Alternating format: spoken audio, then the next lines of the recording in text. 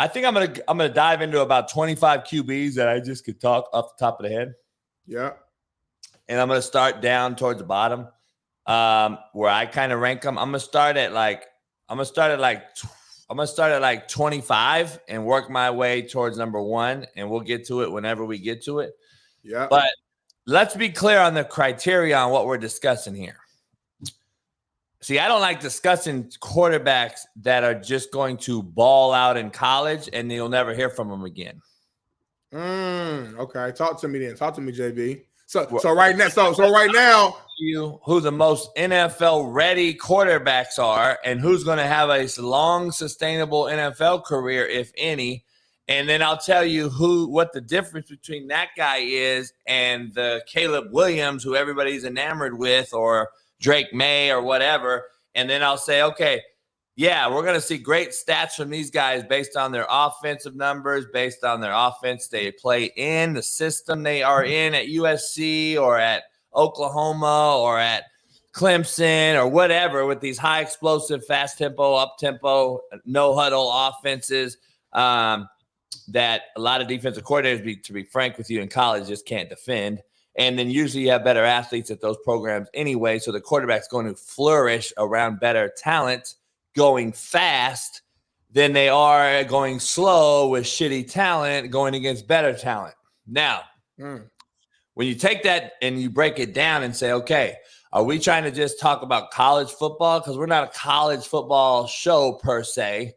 So we could talk about college quarterbacks this season and who's going to ball out in college. But that's a normal, regular mid show, as y'all say. That's just a regular ass show. Everyone's going to talk about, college quarterback Drake May, I think, is better than Caleb Williams. Like, who gives a fuck? We're going to see during the college football season on that one. I'm going to give you who the best NFL most ready quarterback's going to be, and as I break down these college quarterbacks, and I'll give you 25 of them, and we'll rank them and see, and I'll tell you, NFL or not. And Big Smitty can ask me, NFL, JB? And I'll be like, probably not. I don't see a big career with him in the NFL, but college, he's going to be great, of course. So that's where I kind of want to start off at. I'm cool with that. That sounds good. I'm going to start number 25, Big Smitty. This is a kid. I think Alan can chime in on this one. Alan coaches Qs. Alan knows the QB position. He's out there in Texas right now. He understands it. I'm going to start with Frank Harris, who's at UTSA. I'm going to put him at 25 right now in college. I'm going to put him at 25. I think he threw for like 4,000 yards last year, almost 70% completion percentage, 32 touchdowns versus 9 picks. Now, this is great college numbers. I know Jeff Traylor. He's the head coach there. He used to be at Arkansas. He was Raheem Boyd's running back coach at Arkansas when I sent Raheem there. He got the head job at UTSA. He's a Texas native, coached high school ball in Texas for a long time. I used to recruit his kids. I've known Jeff Traylor a long time. He is the perfect fit for a guy like this in a system like this. Is he NFL or not? No. He's a very good, underrated QB. I like him a lot. Now, he'll go to the NFL. Now, let's be clear. He's going to go to the NFL. But what I'm saying is he going to be a sustainable guy in the NFL? I don't believe so. I think he's going to get drafted eventually. He'll get drafted. But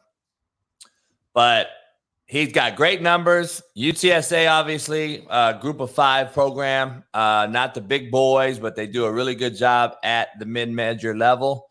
I do like Frank Harris a lot. I do like the offense he's in, of course. I just don't think he transitions or translates to the NFL like some other guys.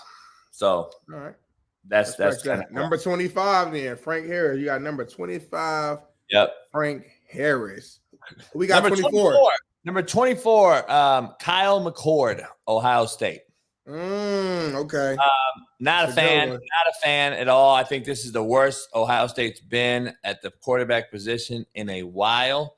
I'm curious to see how he is, if he ends up being the guy for the whole season. I don't know. Their wideouts are great. Are they going to be?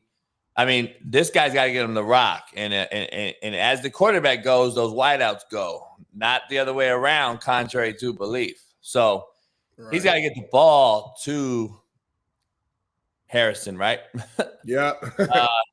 I don't like him. I don't believe he's a big time talent. He's got some skills. I don't see him transitioning to the NFL very, very well. He didn't play much last year.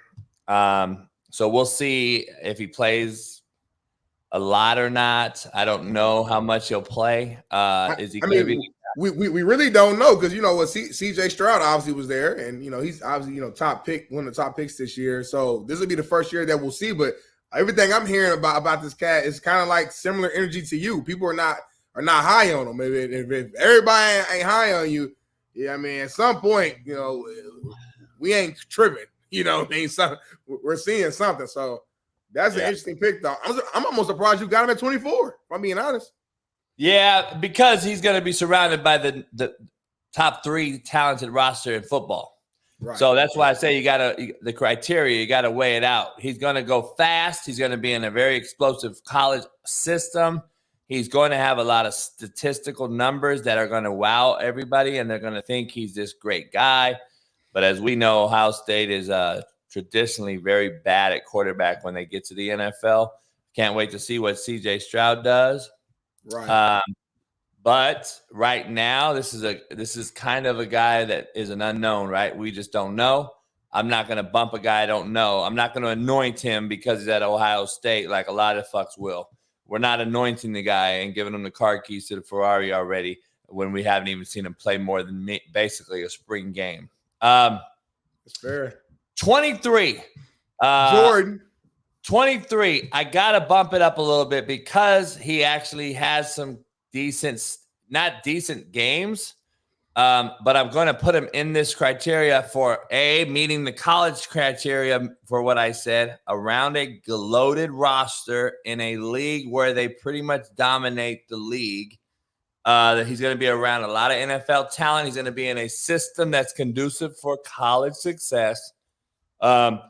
He does have upside, but the more I watched him, the less impressed I was. And I think this kid is a hype that is going to be set up for failure. The more I saw of him, I was less impressed, and I don't know where I'm at yet. I haven't seen enough of him, but the criteria puts him in the top 25 at number 23.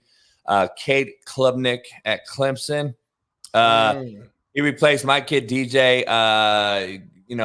Didn't look good in the bowl. Didn't look good late in the year when he was there. After DJ said, I'm transferring, this kid kind of started to really shit on himself. Didn't look very good at all. Clemson hired TCU offensive coordinator Garrett Riley. I believe that helps Klubnik. I think it'll help him out. But at the same time, let's see him play a full season before we say you're shitty or before we say you're the shit. But based on who they are, the league they're in, and the program that Dabo has, he's got to be in the top 25, or you're fooling yourself because of the talent he's surrounded by and the offense they're going to run with Coach Riley there. So that's 23 for me. All right. Number 22 is a very, very underrated guy who I think has an opportunity to have sustainable success in the NFL, and nobody will talk about him. Nobody will know. My good friend in this profession is his head coach. His name is Michael Pratt at the University of Tulane. He stayed in school. He led that Tulane team to that thrilling victory over USC. I think he threw for like 3,100 yards and 27 touchdowns to 5 picks. So they got another new coordinator. My boy was the OC there, Jim Savoda, last year. He's left and went back to smaller schools. Slade Nagel has been promoted to the offensive coordinator. Very, very good guy with QBs and offense. I expect Michael Pratt to have another good season. He's very, very, very good. People do not know about him because he's at Tulane. But let's remind you, Willie Fritz is one of the best college football coaches in America. No debate about it. If you don't know, you don't know. And having said that, I don't know if you know, but contrary to belief, Big Smitty, Tulane was the best football team in Louisiana last year. Let it be known. Let it be known. So Tulane, Willie Fritz. I like Michael Pratt. I think he's going to he's about 6'3", 210. So numbers wise, height and size wise, he translates to the NFL. Arm strength, he translates. He spins it. He can move. He's athletic enough. He's getting a lot of buzz at by the NFL guys. So I like Michael Pratt in my top 25. Let's get to where we at? Number 22, 21? That was 21. That was 22. Yep, we're at 21. All right, 21. A very underrated guy again. Another Blue Devil. Riley Leonard at Duke. Okay. I struggle with him and Michael Pratt at this position. Either one of them could have been 22 and 21. I like Riley Leonard. He threw for $3,000 last year, 20 touchdowns. He's 6'4", 205. I think he translates to the NFL. I think he had like 300-yard games with at least 50 yards rushing on top of that. So dual threat. Yeah, he's a bigger kid, can move. Sounds like Daniel Jones a little bit, for being honest. He kind of is. Obviously, my buddy Coach Daniel there, and he coaches Riley here. He's given him a lot of similarities. Probably a bigger arm than Daniel. But I like Riley Leonard at Duke in my top 25. Number 20. Are we at 20? We at 20, man. We moving. I'm gonna go to Devin Leary at Kentucky. Played sparingly. He played sparingly. I think he threw for like 1,200 yards. I don't know what guy you're going to get, right? He played in 22 and he threw, I think, 35 touchdowns and 5 picks, right? 2021, 35 touchdowns, 5 picks. He was balling. Almost 300 yards. Yeah. What guy are you going to get is the question. And that's why I don't know if his consistency translates to the NFL. Talent-wise, though, he's got all the tools. I just don't know how it's going to be. But I do think it's a clean slate as Will Levis is leaving. I think the return of Liam Cohen, who's his OC, is going to help him. But he's 43% completion percentage over the last 2 years with 18 touchdowns and 4 picks on anything deep over 20 yards. 43%. So he's got more. Did he get hurt last year, JB? Or like, yeah. I'm trying to.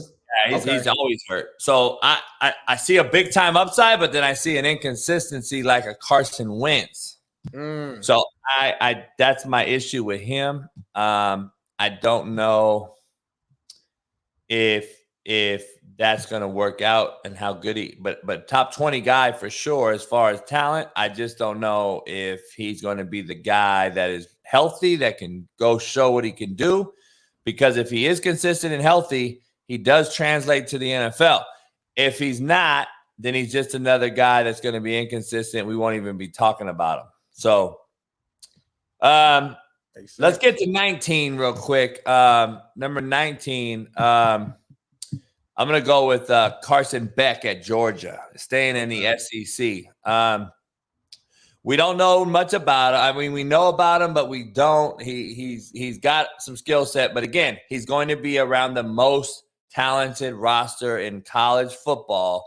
So it's going to be smoke and mirrors for some of this. We're going to be looking at a lot of window dressing to cover up his inefficiencies, on top of, if he does have them, you probably won't see them as much as a guy with the eye that I have on this position, or a guy that's, grading them out for the NFL at the NFL level. So the common fan may see this guy come out here and rip it, and Georgia may go back to a natty, and everyone thinks this guy's the next thing. But I'll look at him and be like, man, he's being covered up a lot by Mike Bobo, who's a really, really good offensive coordinator and former head coach and has a lot of experience, obviously, as a player and a coach in this thing. So Mike Bobo is a great fit for him. Is he going to be the guy? I just have to put him in that top 20 because of the fact that who he plays. They have the softest schedule in football this year in the college football side, and he's surrounded by the most talent. So you automatically assume you're going to see numbers put up from him. So, that's the thing. But now we got to watch him play and say, okay, is he an NFL-ready guy? I do know he has some talent. I do know he has some upside. But is he going to be the guy? I didn't watch him. A lot of pressure on him. He's replacing Stetson Bennett, who in Georgia they love. He's an old head, played there for a while, good leader. So and expectations are natty or bust. I think for Georgia, they're trying to go out here and with 3P, right? So we'll see, man. So we'll see. We're at 18, I think, right? Yes, we are. 18. No, are we 19 or 18? 18. We're at 18. Yep. Yeah. I got 18. I'm gonna throw KJ Jefferson, Arkansas, at 18. Ooh, I like that one. I don't think he translates at all, though. But here's why I got him ranked ahead of some of these guys who may translate. He's a big old guy that's going to get drafted and go to the NFL, and he's probably going to be in the league for quite some time at something. I don't know what. He's going to play in the NFL, though, because he's an athletic, big old kid who can run, he can move, he's athletic. He's a little stiff for the longevity haul for me, but I think that, he can tote that rock, though. That man ran for over 100 yards, multiple games. Two seasons. I think he has 48 touchdowns, 10 picks, and he averages, I think, about 700 yards rushing during that stretch. Hard to do. That's hard to do, JB. A big old body, a similar, guy to a Cam Newton, Jamarcus Russell. Big guy, not that big, but he's big. He's got to win some games, though, dog. He's got to win some games. He's got to show me that he translates to the NFL better than what I'm seeing right now. And we'll see. Number 17, I'm going to stay in the SEC, and I'm going to go Joe Milton. We don't know much. We know a lot of things about him, that he's at the big cannon. He can spin it. He's got the athleticism. He can do all these different things. The accuracy is number one. I'm sure he'll be in the Heisman race. The issue is Tennessee just got hit with sanctions. They got hit with fines. They got hit with loss of scholarships. What is that team going to be? Are they going to be the team that put up 50-something on Alabama, or are they going to be the team that struggles this year and kind of has that hit and miss type of ebb and flow that these mid-major SEC programs have? So is Tennessee here to stay? Are they making that next step like the Georgias have done lately? Or are they going to go back to being the Arkansas or Kentucky, just kind of middle of the road, back relevant, but just can't get over the hump? Right. That's what I'm curious to see. Joe Milton has NFL skill set and talent, but I see him as another AR-15 type of guy. So, well, if that's the case, sound like he got a great future ahead of him there. We'll never hear from AR-15 again, but okay. AR-5. All right, let's move on. I'm gonna get out of the big time discussion. I'm gonna head on over to a guy that I think translates really, really well, and I'm curious to see him this year. If he's healthy, I think he's big time. A lot of people know who he is, obviously, but a lot of people don't talk about him in that same breath as a Caleb Williams, as a Drake May, and all these guys. I think he needs to be in a conversation because I think he's actually better fit for the NFL than both of those guys are. And that is going to be number 17, I believe. We're at Dylan Gabriel at Oklahoma. Obviously, he was at UCF and Oklahoma. He's been he had that head injury, I think, that kept him out of that Texas game. He's got a big time upside. He's got big upside. I don't know. I think he closed out the last 3 games averaging like 330 yards passing. I think he's a real sleeper on a team that better bounce back this year underneath Venables.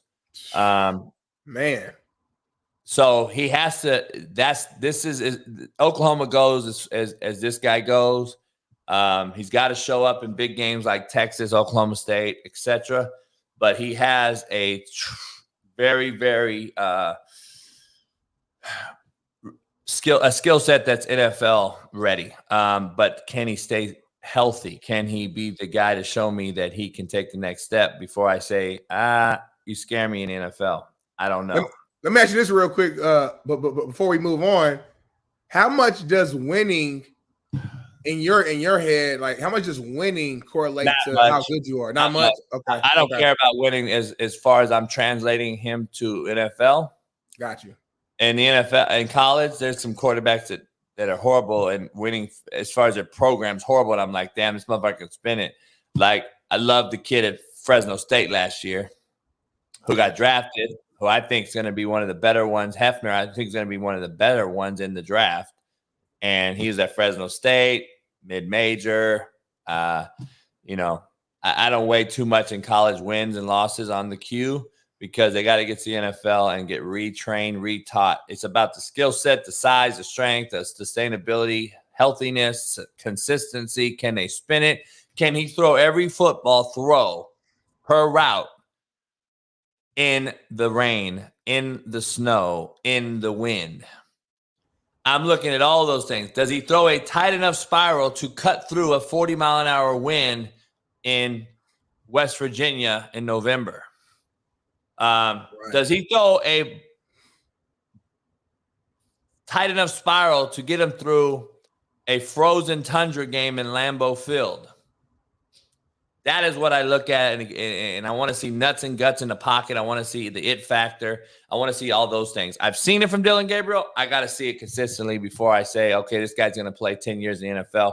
I don't know where that is yet.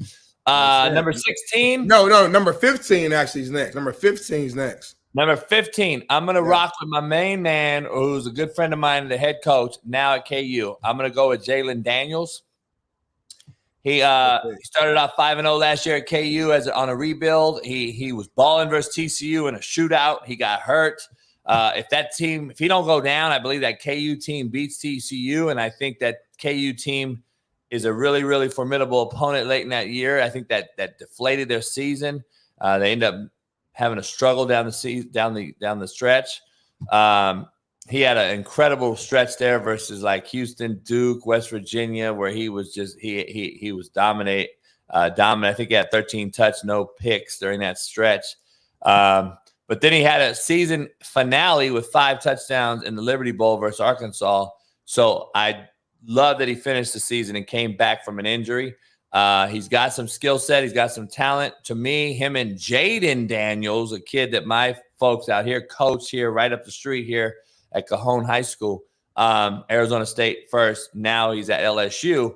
They're very similar in skill set. I think Jayden is a little more athletic than Jaylen, but I like Jaylen's ball spinning, and I like Jaylen's maturity in the pocket a little more than Jayden. But obviously, I haven't brought up Jayden Daniels yet. My folks coached Jayden and know him real well. My buddy was his OC in high school. So I haven't talked about Jayden yet. Obviously, I got Jayden ranked a little higher than Jaylen, but I do like some things on Jaylen Daniels better than I do Jayden Daniels. But with no confusion, they're both very, very similar in skill set, and I just wanted to bring that up. Love it. Let's get to the top 10 before Jeff pops in. I was thinking the same thing. So we're at 14 right here. Yep. We're at 14. Listen, I struggle with this guy, and I just want to bring this kid up because I know a lot of people are going to bring it up. Spencer Rattler, I'm keeping him out of my top 25. Ooh, really? I'm not even. I don't have him in my top 25, but I know he's at. I know he kind of had some hit and miss games last year. A lot of people started to put him back on their radar after they dropped him off their radar. He had some games where you're like, fuck. We know he was a top big-time quarterback coming out of high school. He goes to Oklahoma. It don't work out. He gets taken the job by Caleb Williams, the whole scene. Everybody knows the story. He bounces, goes to South Carolina. He has talent. He has a skill set. I think he's a mental midget that struggles with certain things that a quarterback just can't struggle with. And that is why I don't even have him in the top 25. These guys I'm mentioning to me are more stable, have a better core foundation on moving forward. Now, that being said, he may rip it. I do like I do like how South Carolina is transitioning and how they're heading. I love what the coach is doing there. I love how they finished last year. I like the way that the South Carolina program is moving. That may put Spencer in a very, very good conversation when it comes to getting drafted next year if he chooses to do so. So right. I'm not saying he's shitty. I'm not saying he's not an NFL guy. I'm just saying right now I don't have him in there because I couldn't bank on him if I'm a GM or something like that. So we know who he is. He's on our radar. We understand who he is. But right now we're not going to pay him in JB's quarterback school. All right, so let's get to. I think we're at 14. Yeah. I'm gonna move on down. I'm gonna go to my guy who I know personally and try to get to Indy. Cam Rising. Here's the thing about Cam. Nuts and guts. He's Carson Wentz with a little bit of Fitzpatrick and some Gardner Minshew. He's got that shit kicking, spit some dip at you, fucking play with a broken arm. He's the guy the coach wants. Like, we want to coach Cam Rising. Right. He doesn't have big time NFL skill set.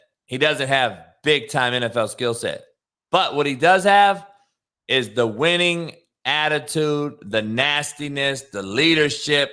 Players love him. They're going to fall through with him. They're going to run through a wall for him. That'll keep him in the NFL as a sustainable backup, worst case, for a long time. So I think he'll get to the NFL. Will he be drafted? Maybe not. He might not even get drafted, but he's going to play in the NFL for a very long time. That's my prediction because of his moxie and that it factor. Yeah, he got some Gardner Minshew in him, at least in the look and the style, and